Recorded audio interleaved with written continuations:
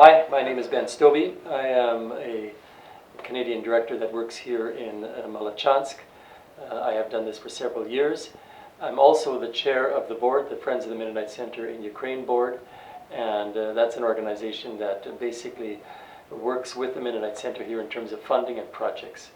We are unique among most organizations that come from Canada in terms of working here. We registered as a charity with the Ukrainian government. We are registered humanitarian aid charity in Ukraine. The Mennonite Center provides a variety of services for seniors. Could you describe the lunch program? Twice a week we have a lunch for seniors where they come in, they get some goodies, but they also get a sandwich and tea.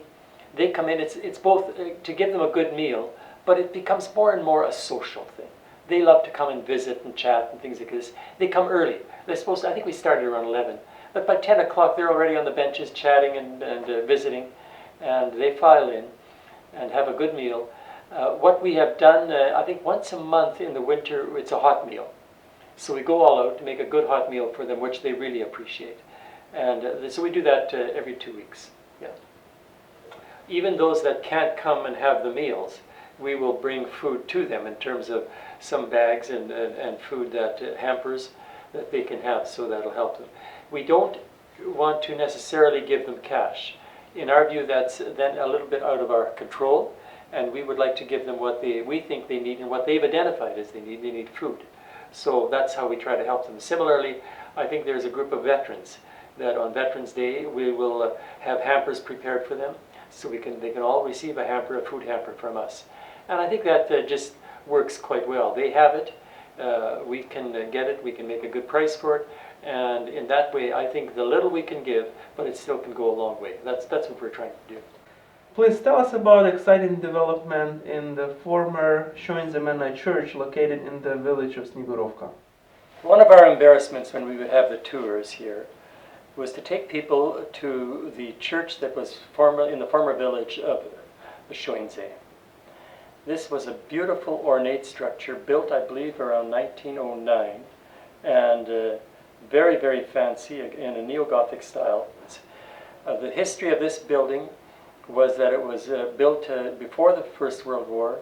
It was a church that could seat, I think, up to 700. And then it was after the Soviets came in, it was no longer a church. It became, I think, a storage granary or something for a period of time. Then it became a clubhouse, and then it just sat in ruins. How did Mennonite Center help to restore the building? Well, I think we came out there to visit and to show off the place, and all of a sudden we saw some guys working there. We thought, what is this? And here is somebody, I think it was the Sudermans, that met Father Peter, and he told them they're restoring this church. And it was beyond us so what they do is he has students from seminaries, he has members of his parish in Melitopol, he has friends from Slovakia, and they come out and spend part of their summers building and helping and working on the church. And we said, well, this used to be our building. This was all news to him. He didn't know who owned this building before. We said that's used to, and we didn't want to say that threateningly. We just said, this is wonderful that you're doing this.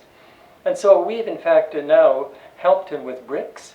We've helped him with the ceiling materials. We've helped him with all this support stuff so he can put up a ceiling. And I think that's just going to be beautiful. And he's got a crew working there all the time. They're doing the wiring now. They've had worship services in there. This is one of the great miracles to us, that a building that we had long abandoned because it was not being used anymore is now being restored. And it will be another very beautiful church. So it won't be empty, and now it will return to its original purpose. It gets back to its original purpose. This is what the builders originally intended, and now it's coming back to that. Father Peter has said, in fact, that when Mennonites come, he wants them to join him in singing Große Gott, wir loben dich. Yeah. Can you tell us about the medical services? The Mennonite Center basically has provided clinics, healthcare clinics, for several years. Right now we do it 3 times a week. We have 4 doctors that come in. They come in and they meet patients here. It's all free of charge. We pay the doctors, and the doctors can prescribe medicines. We work with Red Cross. We actually buy medicines after we get the prescription. We can send the prescription to an organization in Zaporozhye. They will send us the medicines at a very reduced price compared to what other people pay, and then we make it available to particularly seniors in need. And it's a prescription that the doctor has ordered, and we are just part of the distribution of that, and that has worked out very well. In outlying communities, we have felchers that work in little villages that again provide medicines, meet with people, give them medications, what they need. Felchers are like a nurse, a very, very qualified nurse, and we have a group of those. Doctors Art and Marlis Fries and visit them every year to see how they're doing, see what's happening. We expanded in some areas. Some areas we've cut back, but it's been a very successful program. We've also, when somebody comes in to see us and asks for money for surgery, we take what they have asked for, and usually the doctor shows or has a form that they fill out showing what surgery will be done, the cost of it and all of that. But basically the doctor is supposed to be paid by the state. Now the doctor wants extra money, and I don't blame them because they don't get paid that much.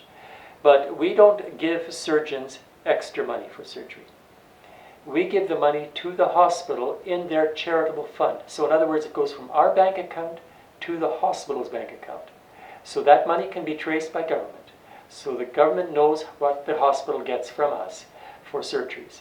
And in that way we're transparent. The hospital benefits. It can use that money. And if it wants to give it to the doctor, I guess they can, but then they have to be accountable for that. We think that's the best way to deal with the question of giving money under the table. We don't do it. We try to find alternative means of getting the money to the right people in a transparent manner.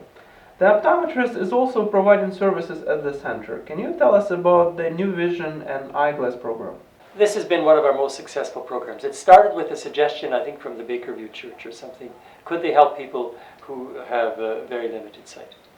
And so we hired an optometrist. She comes in once a week and she does eye tests. We have now given out eyeglasses to 1,000 people in this area. And basically what they do is they come to get the test. She writes out the prescription for the lenses. We have a standard frame that we give, that people get. If they want to get a more expensive one, they can pay the extra. We then send that information to a company in Zaporozhye. We work with a dealer in Tokmak who gets the glasses, and then we pick them up, and then the patient comes back, meets with the optometrist, they check the eyes out again with the glasses, she fits them properly, and then they have their glasses. And I think it's just been an excellent program. We can make glasses for about, or put glasses on a person for about $5. That's what it costs per pair of glasses for each person. And for them to see again and to have better vision is just unbelievable. We didn't even think this was a problem because nobody talked about it. But all of a sudden somebody observed that there's nobody wearing glasses here, and they're all old. There's something wrong. The other thing we found now, of course, is that these people with that have vision problems, several of them have cataract problems. So we have paid for and asked them to pay for some of it too, cataract surgeries, which generally we do out of the hospital in Melitopol. And so that's been a very successful program. So people are getting cataract surgery and also eyeglasses coming from this program. It's been excellent. The Mennonite Center encourages local people to participate in charitable projects. Can you give us some examples? Yeah, we have an example where we have given a young man, Denise here, who's connected, I believe, to the church and also to the seniors home. But he is wanting to get into small farming, and he has strawberries and I believe some other produce that he wants to farm. So he wanted to buy a rototiller. We agreed to go into it 50-50 with him, that we would assist him in getting a rototiller and getting a good one, and so he can get into this. Otherwise he would not have been able to afford a rototiller. And this will give him a start, and hopefully he can get a good start in his farming program. So we've done that. We're just trying to help get him going, and we're looking for other opportunities. What can you tell us about the project with Farmer Yuri? Yeah, Farmer Yuri, which we call him actually, Yuri and his wife Ala, come to us every spring, and he asks if he can borrow some money so that he can basically start planting. He wants some fertilizer, he wants some money for seeds, and maybe to fix some of his equipment. We give him some money, it's not that much, and by 4 months later he has it paid off as soon as he gets his first crop. They're a great couple, they're good contact, we really enjoy being with them. The other thing that Ala does is that she is the person in charge of the center of the community center, which is in Tigay. That's the place where we had this, the Mennonites had the school for the deaf. That's now a community center. There's a library in there. There's a hall that they use for social events. There's also, I think, some offices and a museum. It's more than farming. It's really helping the community. And by the way, he doesn't pay interest to us in cash. He pays it in kind, produce that he has on his farm, which he gives to the poor people. Ala is a composer, and she's written a great deal of music. In fact, we're looking at publishing one of her books. But she really wanted to do a song, and so she wrote a song about Linda. It was very touching for me to hear her play the accordion and sing, and hear the words translated.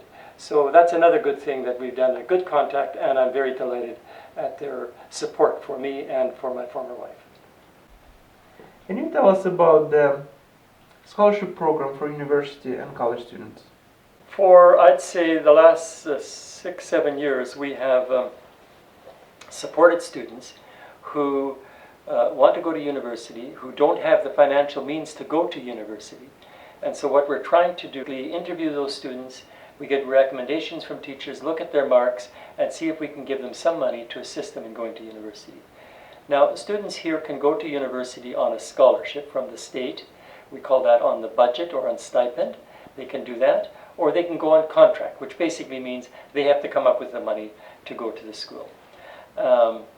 We give money both to those who are on scholarship, obviously less because they already get some from the state, and then we also give money to those on contract. Last year we had, I think, 33 students. This year we'll have 44. We're increasing pretty rapidly. When we first started, I think we had 3 or 4 students. So this year we interviewed 14 new applicants. Then we have several that have left. And the others, we review their marks, see how they're doing. There's only one student that was concerning that her marks had dropped, so we interviewed her, her parent, her mother, and talked to her about that, try to determine what's going on. The largest category is medical students. We have, I think, probably 8 or 9 students now in medical school, universities. Then we have quite a few, we have in engineering, some in journalism, I think 3 in law, and then quite a few in teaching. That's a pretty big category, or in social work. So those are the major categories. Some in music, arts, and drama, but not that many. And they have to report back. They get money only for the first semester. Then we check their marks, and then we expect them to produce their marks. If they don't come up with marks, they don't get money. And we follow up with them. I think it's been a very successful program. The idea behind this program is we want to help poor people, but we want to help people that have great potential to be leaders in this country. We want to be influential on those who will have influence. And that we think is critical. And the other day I met a journalist in town. She was one of our former students. And so that just excites me tremendously to realize that we're making that difference. And they're great fun to interview.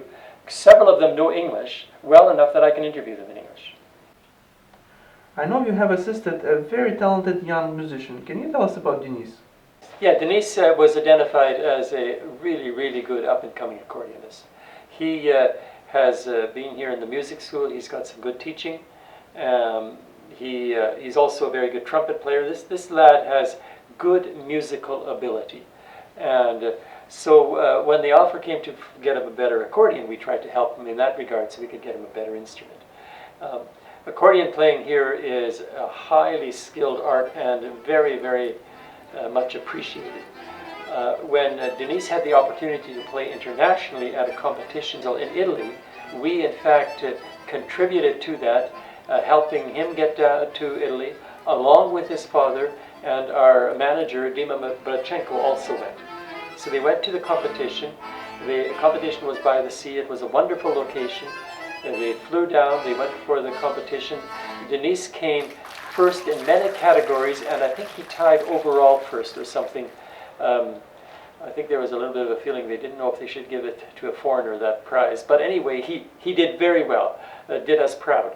He came back with trophies, and he's certainly a rising star in the accordion field from Molochansk that we have supported on numerous projects, and now they're even considering buying a better instrument, and so we're in some discussion. How can we best help, working together with them?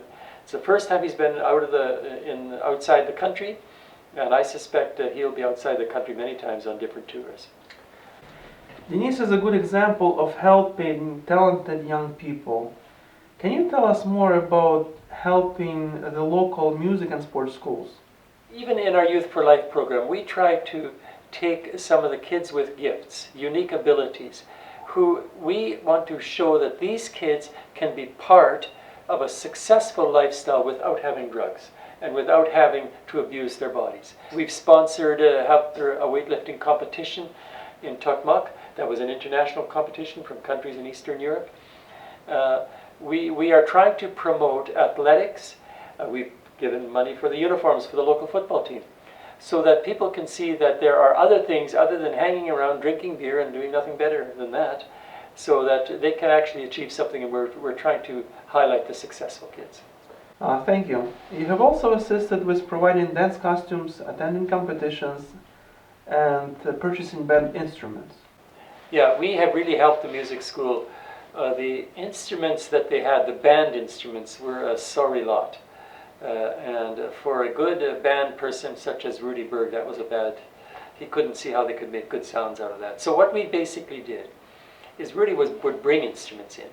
But after a while we decided we would buy, and we would go out and buy good quality band instruments. I think we bought them in Kyiv or something, brought them over, and we had a whole group of instruments that we brought and gave to the band teacher. He was overjoyed getting these instruments. They're good instruments. Now we have provided two pianos that are coming in memory, actually, of my wife Linda, who passed away in spring. And basically, these two upright Yamaha pianos have come from donations in her memory. So there will be a piano coming to the Molochansk school and a piano coming to the Tokmak school. When the director of the music school in Tokmak heard this, he said he had goosebumps. It was so emotional for him. They did not have a new piano in that school since independence, over 20 years. No new piano. So there's going to be a tremendous event. In fact, it's spurred on, they're now redoing their concert hall and things like this because they want to have a series of concerts in her honor. So that's just delightful. So I think music has a big part to play. We've done it in dance. We've tried to help them with outfits and uniforms. We've now done it with instruments. I just think it's exciting. Music still plays a big part in the afternoons here in the villages. I know for several years you have been involved in providing training seminars for probation officers. Yeah, we do this for probation officers. There's a very progressive probation office in Tokmak, adult probation office. And the leader of that, Yuri, is very interested in trying to do new things and find new resources. So I have met with him, I've met with the staff there. We've supplied them with computers and basically tried to give them some information how to prepare a database. And now we're on a project with them where we're helping them try to, in fact, develop a method of classifying people who come on probation. But we really like to get involved with these kind of programs that are supported by government, that don't cost us much money, a few computers here and there, and a little bit of our time, but can really make a difference in the lives of people. The other thing they're doing is the low-risk offenders now, they put them on community service. So they do community service projects. And the community, they have a contract with the hospital. So they clean up on the yard of the hospital. And the last thing I think they did is they did some painting and cleaning up in the maternity ward. Hopefully it was empty. And they went in there and they painted, they cleaned it up and made it really nice. I just think this is an excellent idea. Get the young offenders out doing good, being out in the community. They get very good press for this, and I think it's a win-win for everybody. What about the seniors' home? Yeah, the seniors' home was started a few years ago, basically when the hospital in Malachansk, a standard hospital, to a day clinic. But what the government couldn't pay for and just didn't have enough money was to pay for the upgrade in terms of shower, plumbing, toilets on the second floor. A lot of that had been pretty well run down. And so what we did a lot of work in terms of having a contractor come in and upgrade the plumbing. Then we bought things. We bought a stove, we bought a boiler so that we would have hot water. We bought water tanks so they wouldn't run out of water. All of these kind of things, so that this second floor now has dependable water supply, has toilets that work, has showers that are warm, and has food that comes up there. And they have a kitchen, they have a nice storage area, and ultimately we're going to have to look at the question of windows and proper flooring. And we've just recently put new mattresses in some of the places because they get bed sores. Everything to make the seniors' life just a little bit easier and the staff feeling better about what they're doing. Mennonite Center provides medical aid for many individuals, but occasionally you have also helped institutions with larger projects. One of our dilemmas often in terms of helping people with medical aid is that you can spend a lot of time and do a lot of good for individuals. So people come and say, look, I've got my spouse has cancer, or I've got a child who's sick, and then we try and help with medications. We get information from the doctor and things like this. And so we do that. But there are times when we like to intervene at a systems level, intervene at an institutional level, and see if we could actually help there with buying a major piece of equipment. And that's what we've been able to do with the Tukmak Blood Bank. This is a blood donor clinic that basically has some pretty antiquated old equipment. And one of the pieces that is really old and not reliable is their sterilization equipment. Now when you have a sterilizer that really doesn't work, it either works or it doesn't work. And so they couldn't really, if they would even draw blood or something like this, they couldn't really use it because they didn't have sterile equipment, or sterilizer for the equipment. So what we've been trying to do is we said, okay, we'll see if we can buy something like this, and if we can help install it, and let's just see where it takes us. Well, it wasn't that expensive. It was about $10,000 or 80,000 grivna.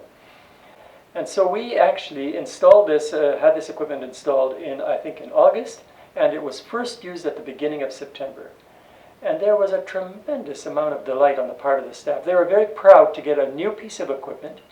It really shows that the unit can continue to exist. There's, I think, 4 blood donor units in all of the Tukmak region, serving about 2.5 million people. If this one shuts down, people have to go a long way to get their blood or to give blood. And so now we continue to have the blood donor clinic here in Tukmak. And it's because Art and Marlis Friesen went there, our doctors from Abbotsford, and they went there, they met with the chief doctor, they saw the need, they agreed, they would buy this. We went to the board approved it very quickly, and so now we've have it installed, and we've just seen the fruit of this. Yeah, we can spend $10,000 on lots of individuals, but if you can spend $10,000 to help thousands of individuals, and blood we know is one of the most critical factors, and you don't want to get blood that's contaminated. So you want to have a system that is sure to give the blood that is sterile, and that's what this does. So we're pleased about this. So how do you see Mennonite Center in 10 years? Well, if the last 12 years were any indication, it will probably be quite different in the next 10 years. Obviously, our budget has grown. So I see us expanding. It, of course, depends on the funding. We have found North Americans to be very generous. Canadians have been very, very supportive of this program. We've always had enough funds, and we haven't had to go begging. I think people have responded, and we're not a sophisticated organization. We have people that work here as Canadian directors. They come for 2 to 3 months. Their connection is not so much to oversee this, they do some of that, but also to keep connected with the other side of the ocean. They want to make sure Canadians know what we're doing. And that helps also in terms of working with the Canadian government, because we can show that we actually oversee these projects. When we say that we're going to put in new flooring in a gym, we actually can show that. We can take pictures before and after. And all the time, be aware of our historical roots here. We want to make sure that Ukrainians know there was a community of dedicated people who lived their life of faith here, who loved the land, who really left it with very, very hearts that were really downcast. But it's good to be back. It's good to see what's going on, and it's good to think of where can we go again and do some more work. I'm excited. I think it's great to see the future here. Thank you. Thank you.